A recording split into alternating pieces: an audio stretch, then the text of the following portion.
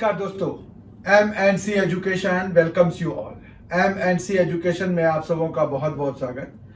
आज के इस क्लास में हम चाल, समय और दूरी के बारे में जानकारी हासिल करने जा रहे हैं। स्पीड, टाइम एंड डिस्टेंस के बारे में जानकारी हासिल करने जा रहे हैं, जो कि आपका SSC CGL टायर 1 और tyre 2, SSC MTS, SSC GD और SSC के बहुत वेरियस एग्जामिनेशंस के, जिसमें कि क्वांटिटेटिव एप्टीट्यूड पूछे जाते हैं उसमें, और स्टेट SSC के जैसे कि JSSC Jharkhand SSC, Bihar SSC, Uttar Pradesh SSC, DSSSB जो दिल्ली का है, सबऑर्डिनेट सर्विसेज सिलेक्शन बोर्ड, और HSSC हरियाणा के लिए। तो इन सभी के सिलेबस को कवर करता है ये, क्योंकि आप देखेंगे जब भी अगर आपको तैयारी करते हुए थोड़ा समय हो गया है तो आपने ये महसूस किया होगा कि इस टॉपिक से एक क्वेश्चन तो आता ही आता है सभी में। मतलब SSC टायर 1 में ले लीजिए, CGL टायर 1 में ले लीजिए, या SSC के किसी भी एग्जाम में ले लीजिए, जो चाल, समय और दूरी, स्पीड, टाइम एंड डिस्टेंस से रिलेटेड क्वेश्चंस आपको वहां पर पूछे ही जाते हैं। ठीक है, तो हमारे पास यहाँ पर सबसे पहला जो है कि स्पीड, टाइम और डिस्टेंस के बीच में रिलेशनशिप क्या है। स्पीड, टाइम और डिस्टेंस के बीच में अगर रिलेशनशिप देखिए तो यहाँ पर D है और यहाँ पर है S और यहाँ पर है T। ठीक है, तो D सबसे पहले जो आया है आपने उसको ऊपर रख लिया, और उसके बाद S स्पीड के लिए और T टाइम के लिए लिख लिया। या डिक्शनरी में जिस तरह से आते हैं उस तरह से भी आप लिख सकते हैं कि भाई पहला यहां पर है, D हमारा पहले आएगा, फिर S और T बाद में आएगा। अब जो है इसमें हमें क्या करना है, तो D जो है, D distance is equal to क्या होगा, तो स्पीड इंटू टाइम के बराबर होगा। डिस्टेंस जो होगा वो स्पीड इंटू टाइम के बराबर होगा। यहां देखिए डिस्टेंस आपका कहां है, ऊपर है, यहां पर S है, यहां पर T है, तो ये दोनों मल्टीप्लाई होंगे। पर मतलब यहां से हम फॉर्मूला कैसे निकालेंगे, तो distance D is equal to S into T से बनेगा। अब आप चाहे तो मैथमेटिकली भी इनको ट्रांसफर करके देख सकते हैं, और नहीं तो फिर क्या होगा कि अगर आपको S निकालना है तो D बाई टी आ जाएगा। S इज इक्वल टू क्या आ जाएगा, D और बाय T। देखिए D यहां पर है, ये ऐसे, ठीक है, ये इस तरह से आप यहां पर ऐसे बना सकते हैं। तो D को आपने ऊपर रखा हुआ है, ST एक ही लेवल पे है, मल्टीप्लाई होगा, तो D is equal to S into T देगा। जबकि अगर आपको S निकालना है तो यहां देखिए D बाई टी आ रहा है, और जबकि अगर T निकालना है तो D बाई S। ठीक है, आप देखिए ये फॉर्मूला आप मैथमेटिकली भी कर सकते हैं। यहां से ये मैप अगर याद रखेंगे तो भी आपको यहां से बन जाएगा। ठीक है, तो इस तरह से हम जो है स्पीड, टाइम और डिस्टेंस के बीच में ये जो रिलेशनशिप है वो पता करते हैं। मतलब डिस्टेंस क्या हो गया, स्पीड इंटू टाइम हो गया।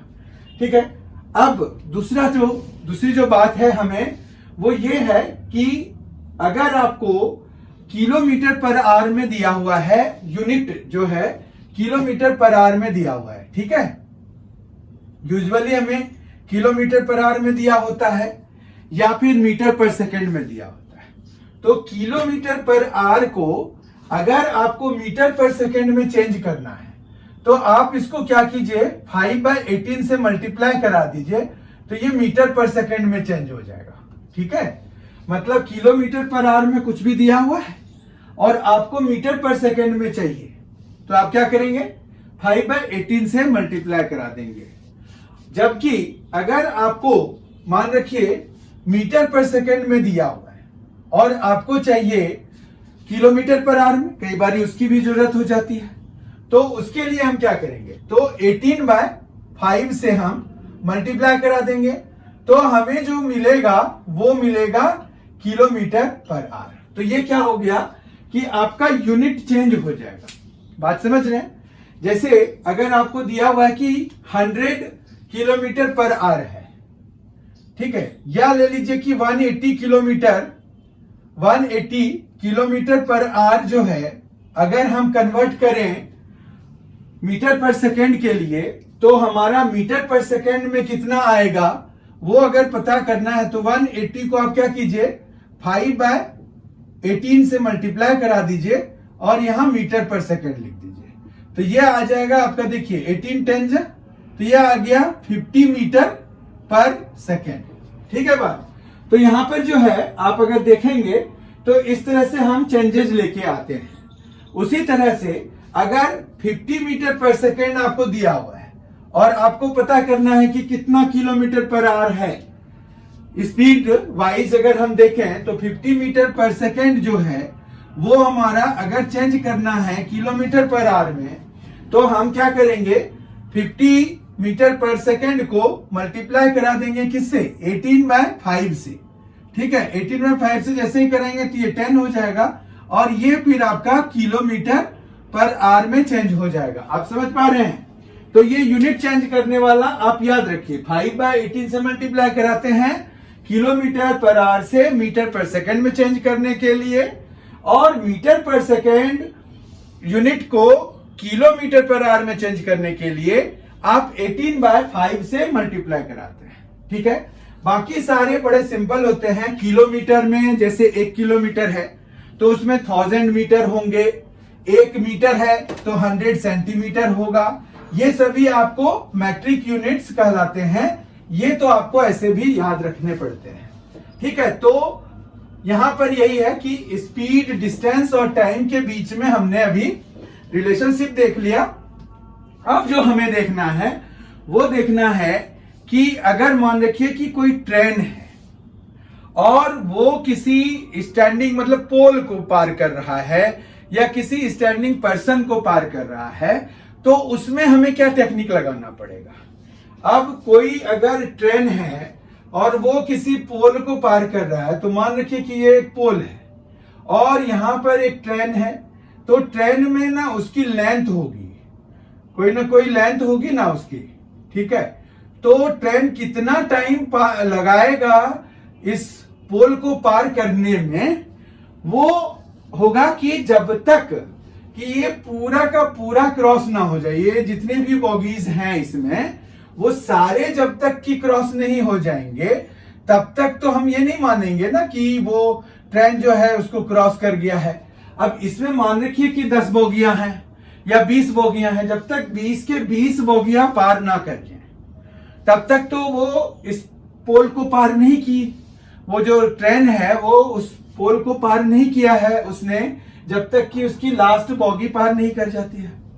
तो इसका मतलब ये हो गया कि जो ट्रेन की टोटल लेंथ है वो जब तक उसको पार ना कर जाए, तो इसमें फिर हमें कैसे पता चलेगा कि भाई कितना समय लगेगा। तो उसमें जो टाइम अगर आपको पता करना है तो बड़ा सिंपल है कि लेंथ ऑफ द ट्रेन, अगर लेंथ ऑफ द ट्रेन आपने L माना हुआ है या L आपको दिया हुआ है और स्पीड जो है इसकी S है, स्पीड S है, तो आपको जो टाइम लगेगा वो length of the train by S, इतना ही समय लगेगा जब वो पोल को पार कर रहा है। पर अगर किसी पुल को, ब्रिज को अगर पार कर रहा है, तो यहां पर क्या होगा कि ये ब्रिज की लेंथ, मतलब जब तक कि बॉगी का लास्ट पार्ट इसको क्रॉस ना कर जाए, अगर इधर से आ रही है तो जब तक कि इसको पार ना कर जाए इस पॉइंट को, तब तक तो नहीं हम मानेंगे कि वो क्रॉस कर गया।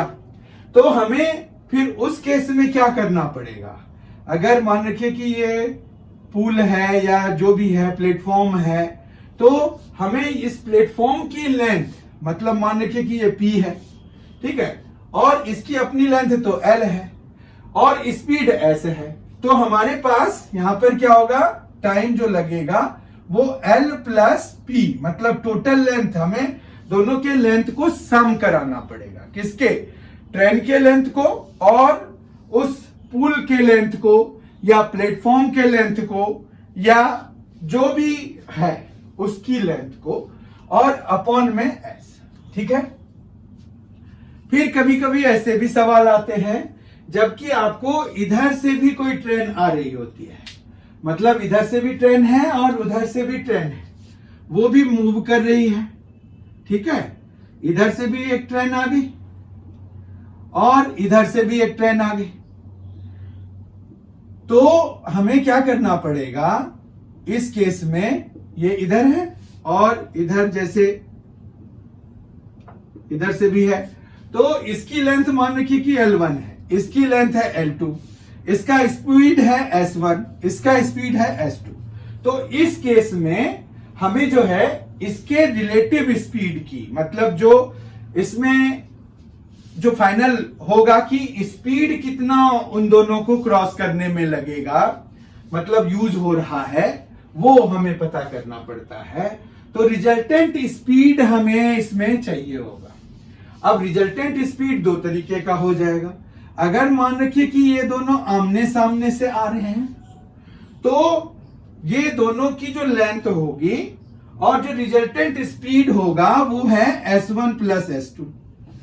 पर दोनों अगर सेम ही डायरेक्शन में जा रहे हैं, मान रखिए ये भी इधर ये भी इधर, तो फिर S2 minus S1 will be the resultant speed. S2 इसमें हम ये एज्यूम कर रहे हैं कि S2 बड़ा है S1 से, तो S2 माइनस S1। नहीं तो क्या होगा कि जो अगर मान रखिए कि दोनों इस डायरेक्शन में जा रहे हैं और इस वाले ट्रेन की स्पीड ज्यादा है, तो ये तो कभी भी पार नहीं कर पाएगी ना इसको। इसके लिए क्या होगा कि S1 को ज्यादा होना पड़ेगा तब जाके वो पार होगा। तो यहां पर हमें S1 माइनस S2 निकालना पड़ेगा। ठीक है, S1 माइनस S2 हमें यह एज्यूम करना पड़ेगा कि S1 की स्पीड ज्यादा है तभी ये S2 या दूसरे वाले ट्रेन को पार कर पाएगी ना। अगर दोनों इस डायरेक्शन में जा रहे हैं, दोनों इस डायरेक्शन में जा रहे हैं, तो S2 को बड़ा होना पड़ेगा। बात समझ रहे हैं? तो ये जो है ये फंडामेंटल समझना जरूरी है। तो यहां रिजल्टेंट स्पीड अब जरूरी आ जाएगा, क्योंकि इन दोनों जगहों में क्या था, ये जो चीजें हम कंसीडर कर रहे थे ये दोनों चीजें स्टेशनरी थी, तो इसीलिए हमें इनके तो कोई स्पीड नहीं है, तो हमें रिलेटिव स्पीड की जरूरत नहीं पड़ी। पर अगर किसी मूविंग चीज को कोई ट्रेन, अब ये ऐसा जरूरी नहीं है कि ये दोनों ट्रेन ही हो सकता है कि मूविंग पर्सन को भी हो। अब पर्सन की लेंथ को तो हम 0 मान लेंगे, तो वहां पर हम L1 को 0 सपोज कर लेंगे। साइकिल चला रहा है, साइकिल की भी लेंथ को हम रिलेटिवली ट्रेन के तुलना में तो 0 मान सकते हैं, तो वहां पर हम 0 मान के काम चला लेंगे। अब यहां पर क्या हुआ कि S1 प्लस S2 स्पीड तो हमें दोनों ही केसेस में कंसिडर करना पड़ेगा। चाहे पर्सन है, अगर वो स्टेशनरी नहीं है, वो मूव कर रहा है, तो स्पीड तो कुछ ना कुछ तो होगी ना, तो वो भी हमें कंसीडर करना पड़ेगा। अब यहां तो ट्रेन ही है, हो सकता है बस हो या कुछ भी ऐसी चीज है जो कि मूव कर रही हो, तो उस केस में हमें रिलेटिव स्पीड की जरूरत होगी, रिजल्टेंट स्पीड की जरूरत होगी। हमें ये स्पीड चाहिए होगा पता करने के लिए कि आखिर ये दोनों ट्रेन आपस में कब पार कर जाएंगे। तो यहां पर अब दोनों आमने सामने अगर आ रहे हैं, तो फिर क्या होगा कि resultant speed S1 plus S2। जब दोनों सेम डायरेक्शन में जा रहे हैं, तो जो बड़ा वाला है उसकी स्पीड माइनस छोटा वाला स्पीड, तो दोनों को कराएंगे तो रिजल्टेंट स्पीड मिल जाएगा।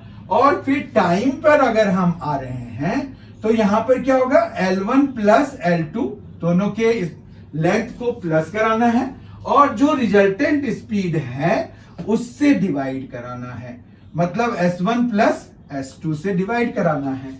उसी तरह से यहां पर अगर हमें टाइम पता करना है, तो t इज इक्वल टू क्या हो जाएगा, लेंथ तो दोनों का प्लस ही कराना है और रिजल्टेंट से डिवाइड कराना है। ये वाला रिजल्टेंट यहां आ जाएगा, तो S1 माइनस S2 आ जाएगा। ठीक है, तो ये हमारा एक जरूरी कंसेप्ट है। ठीक है, और फिर स्पीड, टाइम और डिस्टेंस से रिलेटेड ये ट्रेन पोल, ट्रेन प्लेटफॉर्म, दो ट्रेन्स साथ में, मतलब एक ही डायरेक्शन में मूव करने वाले मिल जाते हैं क्वेश्चन में, या दोनों ऑपोजिट डायरेक्शन में मूव करने वाले भी क्वेश्चन बनते हैं, तो ये भी पूछा जाता है। तो कैसे टाइम निकालेंगे, ये फॉर्मूले शॉर्टकट फॉर्मूले हैं, ये बड़े ही यूजफुल फॉर्मूले हैं, ये आप जरूर ध्यान से देखिए कि कैसे बने हैं। इनको आप क्वेश्चंस में करने के दौरान यूज कीजिए। जब हम भी क्वेश्चंस करेंगे तो हम सीधा सीधा फॉर्मूला लगा रहे होंगे, वहां पर भी आपका रिवीजन हो जाएगा। पर आपको अगर ये कंसेप्ट पता होंगे तो आपको समझने में जरा सी भी देरी नहीं लगेगी कि आखिर ये चीजें हो कैसे रही हैं। तो इसीलिए ये टॉपिक्स बहुत ध्यान से देखिए। अब ट्रेन को हम छोड़ते हैं और हम आ जाते हैं बोट पे। बोट में भी ऐसी ही बात होगी कि रिजल्टेंट स्पीड की जरूरत होगी, क्योंकि बोट एक ऐसी चीज है जो बोट पे रिलेटेड जो क्वेश्चंस होते हैं उसमें अगर आप देखिए तो ट्रेन में क्या है, ट्रेन में तो ग्राउंड तो मूव नहीं कर रहा ना, लेकिन बोट के केस में क्या है ना कि वाटर जो जिस पर की बोट मूव कर रहा है वो भी मूव करता है, ठीक है। तो उसको स्ट्रीम कहते हैं। हमारे पास क्या हो गया, बोट के केस में अगर आप देखेंगे तो बोट के केस में क्या है, बोट है, स्ट्रीम है, ठीक है। तो हमारे पास बोट की स्पीड होती है अपनी, स्ट्रीम की स्पीड होती है। तो स्टिल वाटर में बोट की स्पीड अगर मान रखिए x है, x किलोमीटर पर आवर, ठीक है, और स्ट्रीम की स्पीड है y किलोमीटर पर आवर। तो ऐसा दिया हो सकता है ना आपको कि बोट की speed x kilometre per our है, स्ट्रीम की speed y kilometre per our है। तो बताइए कि हमारे पास अब दो तरीके का हो गया कि या तो स्ट्रीम के साथ बोट मूव कर रहा है या फिर स्पीड के स्ट्रीम के अगेंस्ट। तो जब स्ट्रीम के साथ में बोट मूव करता है उसको क्या कहते हैं, उसको कहते हैं डाउन स्ट्रीम, ठीक है। तो हमारे पास यहां पर डाउन स्ट्रीम स्पीड हो जाएगी, डाउन स्ट्रीम स्पीड हो जाएगी, और अप स्ट्रीम, ठीक है, अप स्ट्रीम। तो डाउन स्ट्रीम में क्या होगा और अप स्ट्रीम में क्या होगा। डाउन स्ट्रीम में क्या होगा कि जो बोट की अपनी स्पीड है और जो स्ट्रीम की स्पीड है दोनों एड अप होंगे, दोनों साथ में मूव करेंगे, मतलब वो ढकेल रहा होगा। थोड़ा काम बोट करेगा तो थोड़ा स्ट्रीम कर जाएगा, उस केस में बोट को सपोर्ट कर रहा होगा स्ट्रीम, तो उस केस में स्पीड उसकी ज्यादा होगी, ठीक है। तो आपका यहां पर क्या आ जाएगा, x plus y kilometre per hour हो जाएगा डाउन स्ट्रीम की स्पीड। फिर बोट की स्पीड है और स्ट्रीम की स्पीड है, दोनों अपोजिट डायरेक्शन में चल रहे हैं। तो क्या होगा, boat will try to move but stream will oppose the movement, stream will oppose the movement. In that case what will happen, तो यहां पर माइनस करना पड़ेगा, तो x minus y kilometre per hour करना पड़ेगा। समझ पा रहे हैं आप। तो ये हो गया हमारा डाउन स्ट्रीम स्पीड और अप स्ट्रीम स्पीड। तो हम जो है इस तरह से यूज करके पता कर सकते हैं, ठीक है। अब हमारे पास कई बार क्या होता है ना, शॉर्टकट में की जरूरत होती है कि वो दे देते हैं कि अप स्ट्रीम स्पीड इतनी है। मान रखिए कि अप स्ट्रीम स्पीड जो है वो है u किलोमीटर पर आवर, ठीक है, और डाउन स्ट्रीम स्पीड है v किलोमीटर पर आवर, ऐसे दे दिया। और हमें मतलब बोट की स्पीड की जरूरत पड़ती है, क्वेश्चन में सॉल्व करना है तो हमें बोट की स्पीड निकालनी है। तो हम बोट की स्पीड इन स्टिल वाटर अगर निकालना चाहते हैं तो हम कैसे करेंगे, तो boat speed of boat in still water, ये कितना निकलेगा, ये निकलेगा अगर आप देखिए इन दोनों को प्लस करा के 2 से डिवाइड करा दीजिए, x plus y plus x minus y, तो y कैंसिल हो जाएगा, 2x आ जाएगा, 2 से डिवाइड करेंगे तो x आ जाएगा, और x ही है ना हमारा बोट का स्पीड। तो हम बेसिकली क्या करेंगे, u प्लस v है ना, तो u प्लस v बाय 2 करा देंगे, तो इतना किलोमीटर पर आवर जो है speed of boat in still water निकल जाएगा, ठीक है। और स्पीड ऑफ स्ट्रीम अगर हमें निकालना है, स्पीड ऑफ स्ट्रीम अगर निकालना है तो वो कैसे निकलेगा फिर? तो उस केस में अगर आप देखिए तो v माइनस यू कर दीजिए आप और अपॉन 2 कर दीजिए, v माइनस यू बाय 2 कर दीजिए। इतना किलोमीटर पर आवर क्या हो जाएगा? Speed of stream. ये सभी शॉर्टकट है, सीधा सीधा आपको स्पीड दिया हुआ है और आप सीधा यूज कर लीजिए, कोई दिक्कत नहीं है। तो आज हमने जो आज की क्लास को सम अप करें अगर, तो आज की क्लास में हमने बहुत ही महत्वपूर्ण चीजों को डिस्कस किया। चाल, समय और दूरी के लिए हमने अल्फाबेटिक ऑर्डर में रख के ये पता किया कि जैसे D है और यहां S है और यहां T है, तो इस तरह का अगर है तो हम जो है D is equal to S into T लिखेंगे, बाकियों में क्या आ जाएगा? अपॉन में आ जाएगा। ठीक है, जैसे T लिखना है तो D बाय S, S लिखना है तो D बाय T। तो ये मैप अगर आप याद रखेंगे तो आपको डिस्टेंस, स्पीड और टाइम के लिए याद रट्टा नहीं मारना पड़ेगा। ठीक है, उसके बाद यूनिट भी हम इसी हिसाब से तैयार कर लेते हैं। D है, D बाय T है, तो यहां पर जो है स्पीड जो है D बाय T है, तो D का कितना डिस्टेंस का यूनिट होता है? मीटर या किलोमीटर। टाइम का हो जाएगा सेकेंड या आवर। तो उसी तरह से मीटर पर सेकेंड हो जाएगा या किलोमीटर पर आवर हो जाएगा।